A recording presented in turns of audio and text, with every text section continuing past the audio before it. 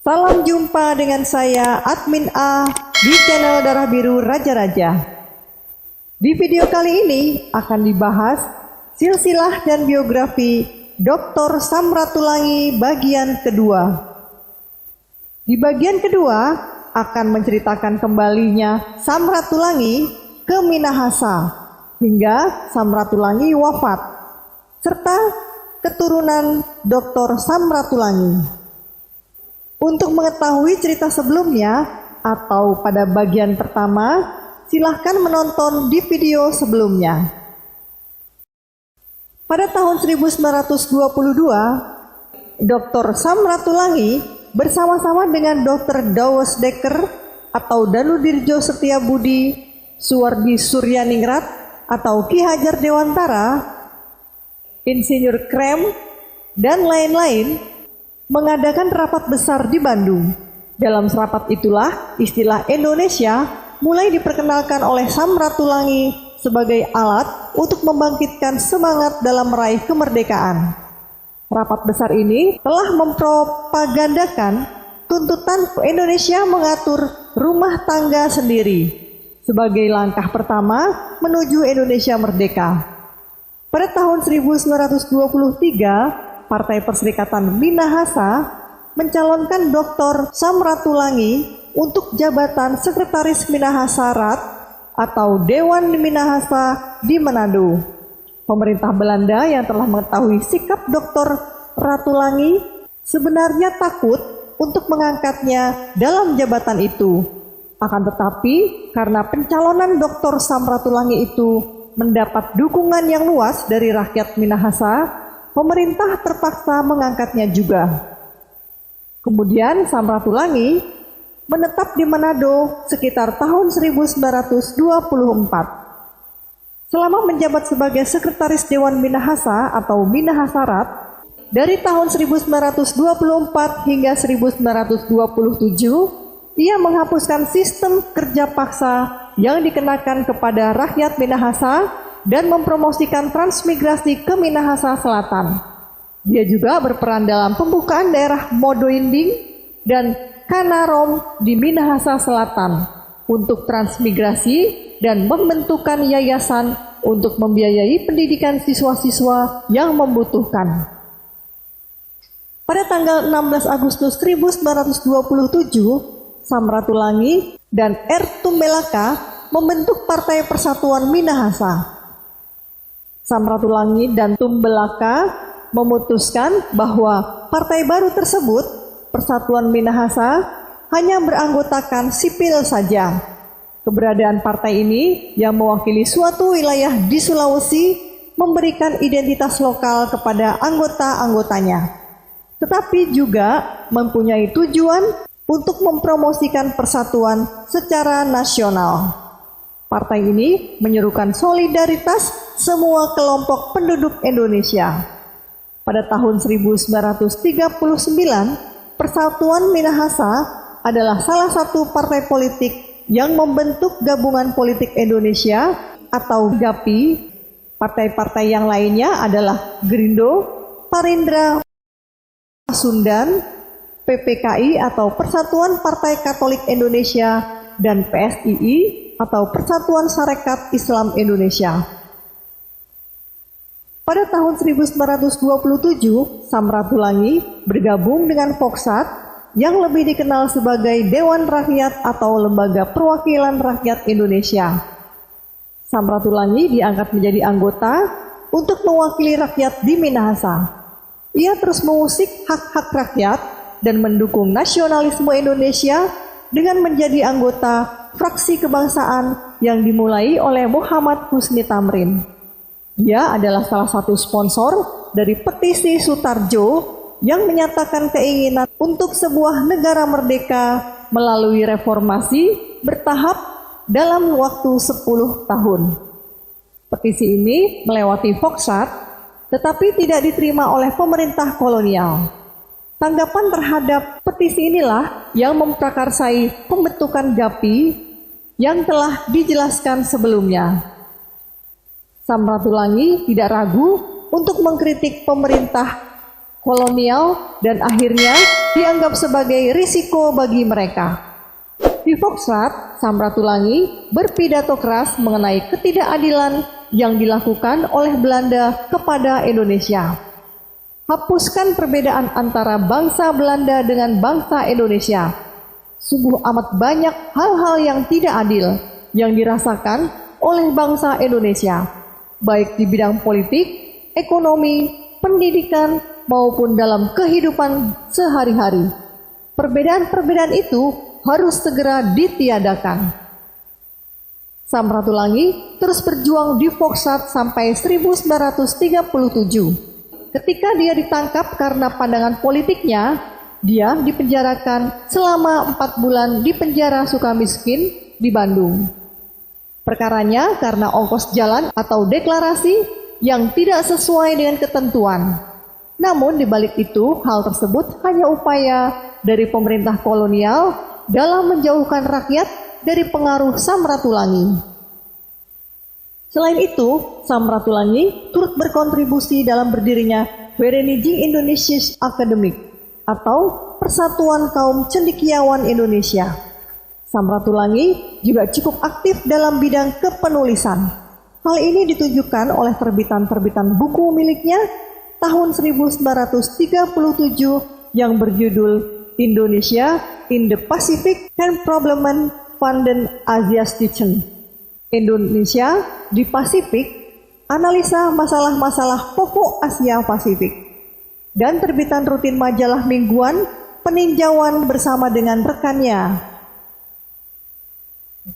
Setelah dibebaskan dari penjara pada tahun 1938, Samratulangi menjadi editor di Nasional Komenteran, sebuah majalah berita berbahasa Belanda. Ia menggunakan majalah ini untuk menulis pendapat-pendapat yang menentang tindakan tidak adil pemerintah kolonial dan juga untuk membuat sesama orang Indonesia sadar akan keadaan pada saat itu. Pelanggan majalah itu termasuk kantor Perdana Menteri Belanda, Kementerian Kolonial Belanda, dan Gubernur Jenderal Hindia Belanda.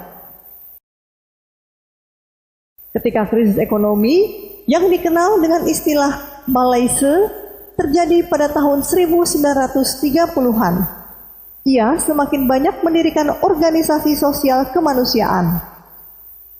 Samratulangi pun memimpin banyak organisasi sosial buruh dari tahun 1938 sampai 1942. Ketika Jepang menduduki Indonesia, banyak tentara Belanda yang ditangkap, menyebabkan banyak keluarga mereka terlantar. Samratulangi melalui Badan Penolong Korban Perang Sulawesi membantu keluarga-keluarga ini. Badan tersebut kemudian bertransformasi menjadi KRIS atau Kebaktian Rakyat Indonesia Sulawesi yang gigih dalam upayanya mempertahankan kemerdekaan Indonesia.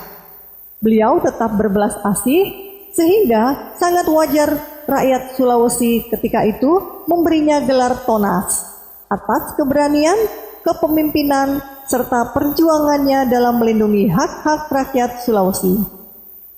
Walaupun sikapnya yang dingin terhadap Jepang ketika itu, namun di tahun 1944, Samratulangi menerima tawaran penasehat Angkatan Laut Jepang yang kala itu menguasai wilayah bagian timur Indonesia dan berkedudukan di Makassar. Namun di balik jabatannya tersebut, Samratulangi diam-diam berusaha mempersatukan semangat dari rakyat untuk segera mencapai kemerdekaan. Pada bulan Juni 1945, Samratulangi mendirikan sebuah organisasi bernama Sumber Darah Rakyat atau Sudara. Pemerintahan militer Jepang ketika itu bahkan tidak mengetahui tujuan dari organisasi Sumber Darah Rakyat yang dibentuk oleh Samratulangi. Dari organisasi tersebut, Samratulangi giat memberikan informasi kepada rakyat bahwa kependudukan Jepang saat itu sudah semakin terdesak karena kekalahan perang dan tidak lama lagi kemerdekaan dari bangsa Indonesia akan tiba. Ia menggunakan organisasi ini untuk membangkitkan sentimen nasionalis di Sulawesi dalam mengantisipasi kemungkinan kemerdekaan dalam waktu dekat. Pada awal Agustus 1945, Samratulangi diangkat sebagai salah satu anggota Panitia Persiapan Kemerdekaan Indonesia atau PPKI mewakili Sulawesi. Pada saat Soekarno memproklamasikan kemerdekaan Indonesia, Samratulangi hadir dalam upacara tersebut karena Samratulangi baru saja tiba di Batavia bersama para anggota PPKI lainnya dari wilayah timur untuk mengikuti rapat PPKI. Rapat PPKI yang diadakan pada hari berikutnya menghasilkan Undang-Undang Dasar Republik Indonesia dan pengangkatan secara aklamasi Soekarno dan Muhammad Hatta sebagai presiden dan wakil presiden. Rapat-rapat itu juga membagi Indonesia ke dalam wilayah-wilayah administratif di mana Samratulangi diangkat menjadi gubernur Sulawesi. Setelah kembali ke Makassar dan secara resmi mengumumkan proklamasi kemerdekaan, Samratulangi dihadapkan pada situasi yang sangat sulit. Jepang pada awalnya belum siap menyerahkan senjata mereka. Pasukan sekutu di bawah pimpinan Brigadir Jenderal Australia Ivan Dougherty tiba pada bulan September 1945. Dougherty ditunjuk sebagai gubernur militer oleh pimpinan sekutu. Kedatangannya mengikut sertakan unsur-unsur pemerintah sipil Hindia Belanda atau NIKA dan Kenil yang siap untuk mengambil alih daerah Hindia Belanda seperti sebelum perang. Tidak terima dengan keputusan tersebut, Samratulangi kemudian mendirikan Pusat Keselamatan Rakyat sebagai bentuk perlawanan bersama rakyat. Pemuda daerah di Sulawesi bersiap untuk berjuang dengan segala cara untuk mempertahankan kemerdekaan Indonesia. Bersamaan dengan ini, Samratulangi menerima dukungan dari raja-raja adat termasuk dari Kesultanan Bone dan Kedatuan Luwu yang menyatakan dukungan kepada republik yang baru didirikan. Perebutan kekuasaan antara pihak Belanda dan rakyat semakin meluas dan bentrokan terjadi di mana-mana. Kemudian pada tanggal 5 April 1946, pada tengah malam, Samratulangi beserta para stafnya ditangkap dan ditempatkan di penjara di ujung pandang. Sesudah banyak pemimpin Sulawesi yang cinta dan berjuang untuk Republik Indonesia ditahan atau diusir, pada Juli 1946, Belanda menyelenggarakan Konferensi Malino. Konferensi Malino yang dilanjutkannya dengan Konferensi Denpasar melahirkan negara Indonesia Timur dengan Najamuddin sebagai Perdana Menterinya. Pembentukan negara Indonesia Timur ini jelas dimaksudkan untuk memecah belah persatuan bangsa Indonesia agar Republik Indonesia menjadi lemah. Lahirnya negara Indonesia Timur diiringi suatu tragedi yang sangat menusuk perasaan. Untuk menindas pembela-pembela Republik Indonesia di daerah Sulawesi Selatan, membentuk suatu pasukan. Dari Divisi 7 Desember di bawah pimpinan Kapten Westerling telah melakukan tindakan-tindakan di luar batas perikamanusiaan. Desa-desa mereka bakar, sejumlah ternak mereka musnahkan, dan tidak kurang dari 40.000 jiwa penduduk Sulawesi Selatan yang tidak berdosa mereka lenyapkan. Kekejaman Westerling yang semacam itu ternyata tidak dapat membendung semangat rakyat yang mencita-citakan kemerdekaan tanah airnya. Negara Indonesia Timur mau tidak mau terpaksa mengikuti kehendak rakyatnya itu. Dalam waktu 2 tahun, politiknya sudah menyerupai dan segaris dengan politik Republik Indonesia. Negara Indonesia Timur ikut mengutuk sekeras-kerasnya aksi militer Belanda pertama dan kedua pada tahun 1947 dan tahun 1948. Dengan demikian, tidak sia-sialah perjuangan Dr. Samratulangi dan pemimpin-pemimpin bangsa Indonesia lainnya yang telah mempergunakan setiap kesempatan untuk menggembleng semangat persatuan dan kemerdekaan Indonesia. Setelah kira-kira 3 bulan meringkuk di penjara Makassar, pada tanggal 18 Juni 1946, Samratulangi beserta 6 orang anggota stafnya, yaitu Lanto Daeng Pasewang, Saleh Daeng Stompo, SR Latumahina, Suamo, IPL Tobing, dan WST Pondah, diangkut dalam 2 rombongan ke tempat pembuangan di Seruai, Yapen Irian Jaya. Mereka beserta keluarganya masing-masing dibawa dengan pesawat Catalina tanpa diberitahu kemana tujuannya. Belanda berusaha merahasiakan keberangkatan mereka itu. Akan tetapi usaha tersebut ternyata gagal. Gelora rakyat setempat tidak dapat dibendung lagi. Mereka berbondong-bondong untuk melihat pahlawan-pahlawan bangsanya yang akan diasingkan itu. Di tempat pengasingannya, Samratulangi membentuk organisasi Ibunda Irian, yaitu perkumpulan yang bertujuan untuk mempertinggi derajat hidup kaum wanita di Irian. Ibu Samratulangi memegang peranan penting dalam perkumpulan ini. Samratulangi juga membentuk Partai Kemerdekaan Irian dengan Silas Papare sebagai ketuanya, yang bertujuan memupuk semangat kemerdekaan wilayah tersebut dari tangan Belanda. Setelah persetujuan Renville di tahun 1948, Samratulangi dan para stafnya akhirnya dibebaskan dan dikembalikan ke daerah Republik Indonesia. Mereka dipindahkan ke Surabaya dan pada tanggal 5 April 1948 dikawal ke garis demarkasi dekat Mojokerto dan Jombang untuk menuju ke ibu kota Republik di Yogyakarta. Mereka disambut hangat oleh masyarakat di Yogyakarta dan sebuah acara penyambutan yang diadakan oleh Soekarno.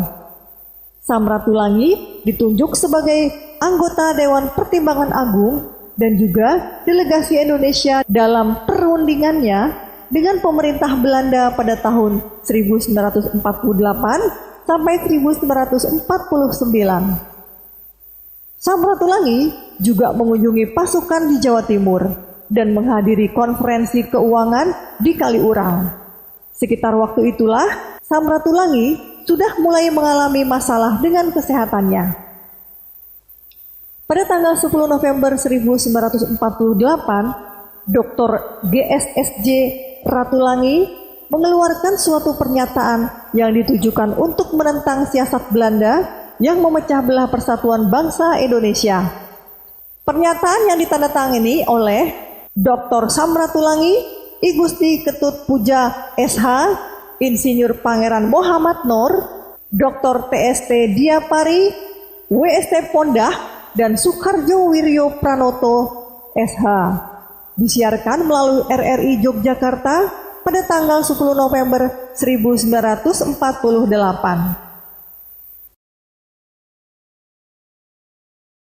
Pada tanggal 19 Desember 1948, ibu kota Republik Indonesia Yogyakarta diserbu angkatan perang Belanda.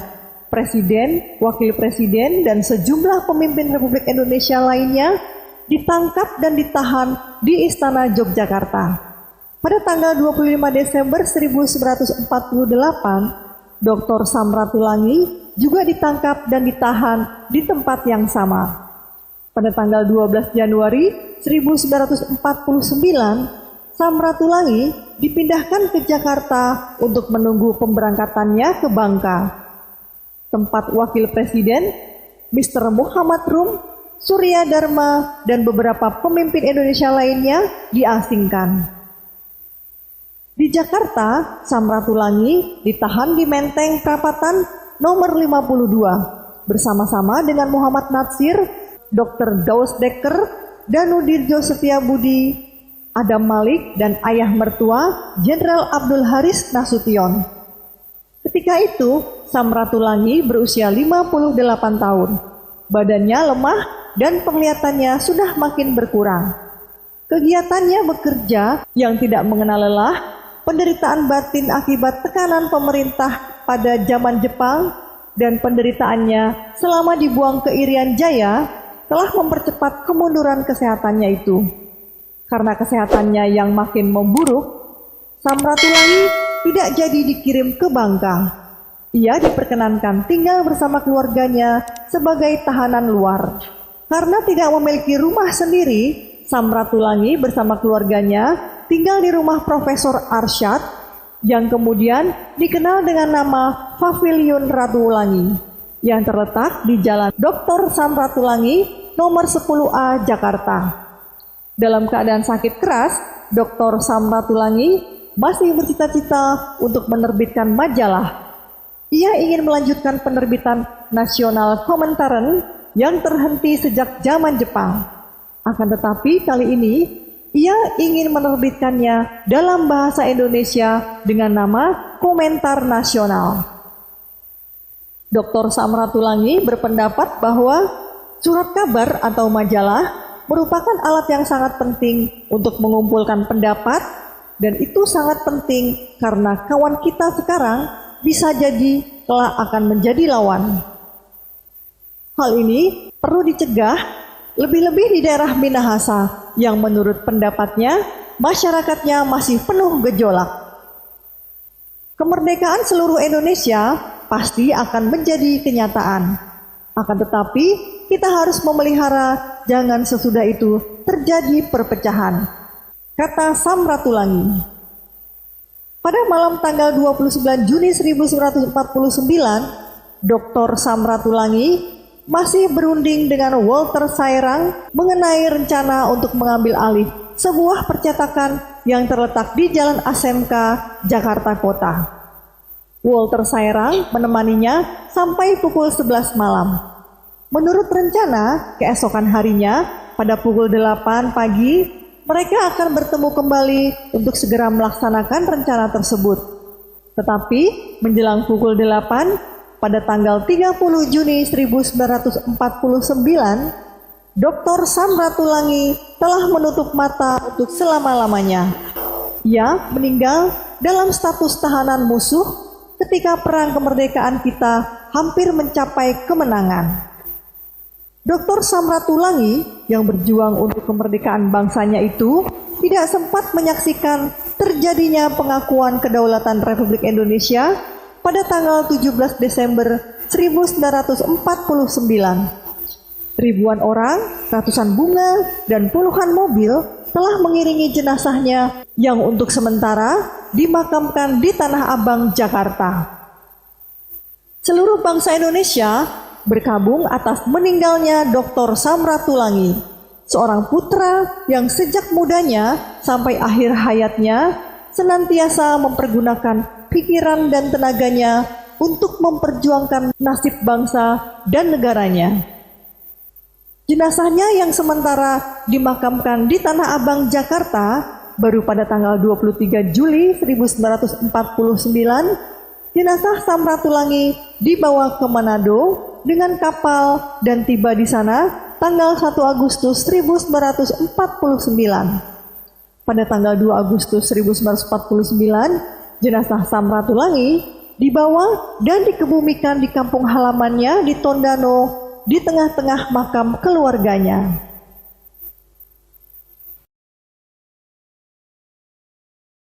Pada tahun 1920, untuk pertama kalinya Samratulangi menikah dengan seorang wanita Belanda bernama Emily Susan Houtman, seorang dokter psikiatri di Bandung. Pada waktu itu Samratulangi berusia 30 tahun. Dari perkawinan itu lahirlah 2 orang anak, laki-laki dan perempuan. Yang pertama bernama Jose Albert Odi Ratulangi, dan yang kedua Emilia Jus Agustina Ratulangi. Perkawinan Samratulangi dengan Dr. Emily Susan Houtman ini ternyata tidak berlangsung lama. Pada tahun 1926, mereka sudah bercerai. Ketika bercerai, Odi dan Jus yang masih kecil-kecil itu dipercayakan kepada asuhan ayahnya. Pada tanggal 23 Juni 1928, Dr. Samratulangi menikah lagi di Buitenzorg dengan seorang gadis asal Minahasa yang bernama Maria Katrina Josephina Tambayong, yang lebih dikenal dengan sebutan Ibu Ratulangi atau Tante Ceni, yang lahir di Amurang tanggal 2 Maret 1901 dan wafat tanggal 10 Juni 1983. Maria Katarina Josephina Tambayong adalah putri dari Jan Nicholas Tambayong, yaitu seorang mantan kepala distrik Tompaso, Rumong, Tombasian, Maumbi, Kakas, Remboken. Ibunya Maria Tambayong bernama Francina Everdina Lefran. Maria Tambayong adalah anak ketujuh dari 11 bersaudara. Ibu Ratulangi inilah yang senantiasa mendampingi Sam Ratulangi dalam keadaan suka dan duka sampai kepada wafatnya. Dari Ibu Ratulangi dilahirkan 3 orang putri yang masing-masing dikenal dengan nama panggilannya Mili, Lani, dan Uki. Dengan demikian, putra Dr. Sam Ratulangi seluruhnya adalah 5 orang. Kelima-limanya merupakan tanggungan Ibu Ratulangi dalam masalah pendidikannya. Anak pertamanya, Odi atau Joseph Albert Ratulangi, menjadi seorang doktor yang pernah bertugas di Nigeria, Afrika Barat. Sekarang ia bertugas di Pulau Aruba, Suriname. Istrinya seorang wanita Belanda. Dari pernikahannya memiliki 2 orang anak, yaitu 1 bernama Susan, 2 bernama Dorin. Anak keduanya bernama Agustina Emilia yang lebih dikenal dengan sebutan Jus Ratulangi, menjadi dokter psikiatri anak-anak di Amsterdam, negeri Belanda. Ia menikah dengan seorang insinyur perkapalan bernama Wim Pangalila yang sekarang tinggal di Amsterdam. Dari pernikahannya memiliki 2 orang anak, yaitu yang pertama bernama Sumon dan yang kedua bernama Tumi. Anak yang ketiga bernama Mili Maria Matulanda Ratulangi, lahir di Pangalengan, Papua, tanggal 3 Mei 1929. Wafat tanggal 5 Agustus 1996.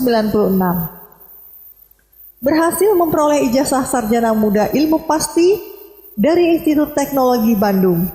Ia menikah dengan Brigadir Jenderal Lukmanul Ikhwan Anwar di Jakarta. Mili pernah menjadi kawan seperjuangan pahlawan nasional Walter Mongin Sidi. Dari pernikahannya memperoleh 7 orang anak, yaitu yang pertama bernama Atwin, menikah dengan Noshe. Yang kedua bernama Omar, menikah dengan Pipit. Yang ketiga bernama Ju, menikah dengan Dian. Yang keempat bernama Rido, menikah dengan Ida. Yang kelima bernama Shira, menikah dengan Thor. Yang keenam Reski, menikah dengan Nevi. Dan yang ketujuh bernama Tuta, menikah dengan Nur Hayati. Anak keempatnya bernama Everdina Agustina Matulanda Lani Ratulangi, yang lebih dikenal dengan panggilan Lani. Lahir di Batavia tanggal 21 Desember 1937. Lani berhasil memperoleh gelar doktor dalam ilmu kimia. Ia pernah menjadi dosen di Fakultas Ilmu Pasti dan Ilmu Alam Universitas Indonesia. Sekarang, ia bekerja sebagai tenaga ahli pada bagian Polypropyler Plant Cell Service Laboratory Pertamina Jakarta. Suaminya, insinyur perkapalan bernama Sugandi, yang bekerja di Indomarin, Jakarta. Dari pernikahannya dikaruniai 3 orang anak, yaitu yang pertama bernama Maja, yang kedua bernama Rano, dan yang ketiga bernama Radian yang menikah dengan Dina. Anak kelimanya bernama Wulan Ragian Manampiran atau Uki, lahir tahun 1938 dan wafat tahun 2020. Pernah menjadi dokter di Irian Jaya. Ia menjadi dokter di Poliklinik DKI Jalan Panglima Polim, Kebayoran Baru, Jakarta. Ia menikah dengan Kolonel Polisi Dr. Randes Sujoko yang sekarang dikaryakan di Departemen Pendidikan dan Kebudayaan Jakarta. Dari pernikahannya dikaruniai 3 orang anak, yaitu yang pertama bernama Riri, menikah dengan Didi, yang kedua Pinkan, menikah dengan Eko, dan yang ketiga bernama Wido, menikah dengan Adi. Keberhasilan mereka itu sebagian besar adalah berkat asuhan dan didikan Ibu Ratulangi yang dengan sabar dan bijaksana telah melaksanakan pesan-pesan almarhum suaminya. Di antara kelima putra-putri Dr. Samratulangi itu, Juslah yang tampaknya mengikuti jejak ayahnya. Ketika masih menjadi mahasiswa kedokteran Perguruan Tinggi Republik Indonesia, ia telah bergerak di lapangan politik dan sosial. Kegiatannya itu sudah dimulai sejak zaman Jepang pada bulan Mei 1945. Jusratulangi sebagai wakil mahasiswa Ika Daigaku atau Sekolah Tinggi Kedokteran. Ia aktif dalam Kongres Angkatan Muda di Bandung yang dihadiri oleh Soekarni, Anwar Cokro Aminoto, Mr. Sudarrisman, Purwo Kusumo, dan tokoh-tokoh lain yang telah dikenal semangat perjuangannya untuk kemerdekaan tanah air. Setelah negara Republik Indonesia terbentuk, Jusratulangi diangkat sebagai anggota Komite Nasional Indonesia Pusat atau KNIP. Ia pernah pula duduk dalam pimpinan Palang Merah Indonesia Jakarta. Sebelum kota ini jatuh ke tangan Belanda pada akhir tahun 1945, Jus pernah pula terpilih sebagai Ketua Perkumpulan Mahasiswa Jakarta yang berjiwa Republikan. Hingga saat ini kegiatan sosial masih terus dijalankan. Belum lama ini, ia telah mengirimkan buku-buku untuk Universitas Samratulangi di Manado. Untuk menghormati jasa-jasanya dalam membantu memperjuangkan kemerdekaan Indonesia, Samratulangi yang ketika wafat masih menyandang status sebagai tahanan Belanda ini diberikan 2 gelar sekaligus oleh pemerintah Indonesia, yaitu yang pertama Pahlawan Kemerdekaan Nasional sesuai dengan SK Presiden RI nomor 590 tanggal 9 November 1961, serta 2 Tanda Jasa Pahlawan sesuai dengan SK Presiden RI nomor 36553 tanggal 10 November 1958. Ada pula gelar-gelar lain yang ia terima seperti Bintang Gerilya tahun 1958, Bintang Mahaputra Adi Pradana tahun 1960, serta Bintang Satya Lancana tahun 1961. Selain itu, Soekarno sendiri memberikan gelar Pahlawan Nasional Indonesia bagi Samratulangi. Beberapa monumen juga dibangun untuk mengenang sosok Samratulangi.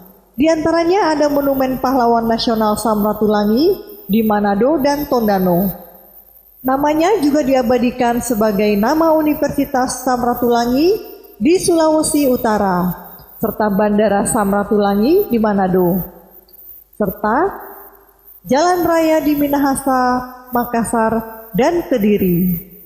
Wajah Dr. Samratulangi juga diabadikan dalam pecahan uang Rp20.000 versi terbaru yang diterbitkan pada 19 Desember tahun 2016. Demikianlah silsilah dan biografi Dr. Samratulangi, Pahlawan Nasional Indonesia, bagian kedua yang dapat disampaikan. Semoga bisa menambah wawasan sejarah bagi yang menonton video ini. Sampai jumpa lagi di video berikutnya. Terima kasih.